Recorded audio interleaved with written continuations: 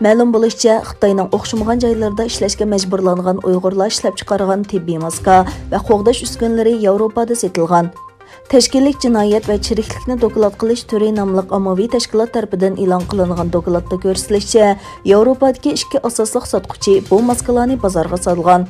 Yevropadagi 5 davlat hozirgacha davolash buyumlari sotib olgan. 3 qavatlik bir qatam ishlatiladigan operatsiya maskasimi Xobi Xayshin markasi ostida to'rda 50 bo'liqda sotilgan. Mutaxassislarning so'ziga qaraganda, Xitoyning o'xshamagan rayondagi zavodlarda ishlaydiganlar Sharqi Turkistondan kelgan kishilar bo'lib, ular Xitoyning emgak kuchi yo'tkash siyosatining bir qismi sifatida o'xshamagan shaharlarga avatilgan. Xitoyda ezilgan Uyg'urlar ishlab chiqargan maskalar Yevropada sotiladi nomli dokladga qaraganda, Xobi Xayshin ismli tibbiy ta'minlovchi shirkati ishlab chiqarish aslahalarida Sharqi Turkistondan yo'tkalgan kam deganda 130 Uyg'ur ishchini ishlatilgan.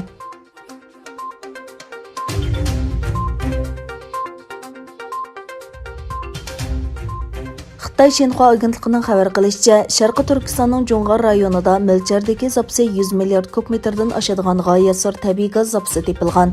Xitoy neft shirkati Xinjiang sho'basining direktori Hu Jinning juma kuni aytishicha, bu dastlabki tadqiqot bo'lib, Jo'ng'ar o'ymonligining janubiy chetining o'rtasidagi 156 million kvadrat metr keladigan rayonda 109 milliard kub metr gaz zapsi borligi bayqalgan. Uning aytishicha, kunlik 610 ming kub metr tabiiy gaz va xom neft ishlab chiqarilishi mo'ljallanmoqda ekan.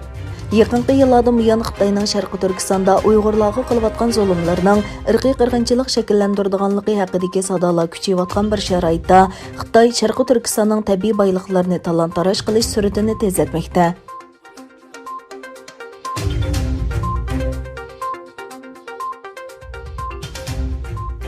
Amerika prezidenti Donald Trump Amerikaning nurg'un organlariga qaratilgan to'g'ri hujumning orqasida Xitoyning bo'lishi mumkinligini aytdi. Trump o'zining Twitter hisobidagi yozmasida o'zining rasmiy organlariga qaratilgan to'g'ri hujum haqida to'liq ma'lumotga erishganligini ta'kidlab, to'g'ri hujumi amaliyotda soxta medialardagidan xeyli ko'p cho'ng dedi. Hamma ishning kontrol ostida ekanligini bayon qilgan Trump, Rossiya bu har qanday ishning yuz berishidagi asosli so'z. Chunki asosliq taratqular ko'pincha iqtisodiy sabablar tufaylidan Xitoyning to'g'ri hujumining orqasida bo'lish ehtimolligini muzokara qilishdan qo'rqidi dedi.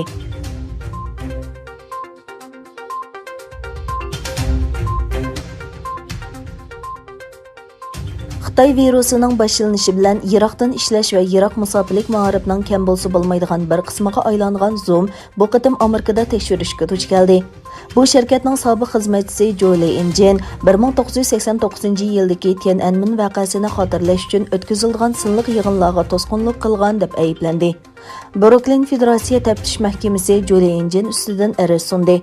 Ayblashlarga qaraganda Jin bilan Xitoy qonun ijro qilish va axborot mulozimatlari orasida aloqa bor bo'lib, u o'zining o'rnidan foydalanib, Xitoyning ichi va sirtidagi o'qituvchilarni nishonlab, ularning hisobot uchurlarini to'plagan va parokandichilik solgan.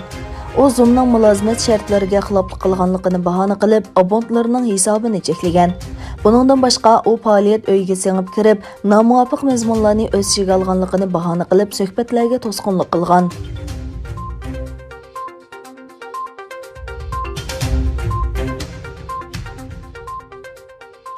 İsrail Baş Ministri Benjamin Netanyaxu ve Səhiyyə Ministri Yuli Idlishtin Pfizer ve BioNTech tədqiq qilib yasab chiqqan Xitoy virusi vaksinasini yangi emlatkizdi.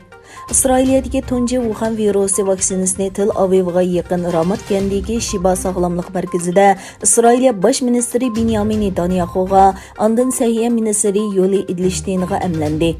Нетаньяху televizorda bevosita tarqalgan vaksina emlashdan keyin millionlagan vaksinaning mushu oyning oxirida Isroilga keladiganligini aytdi.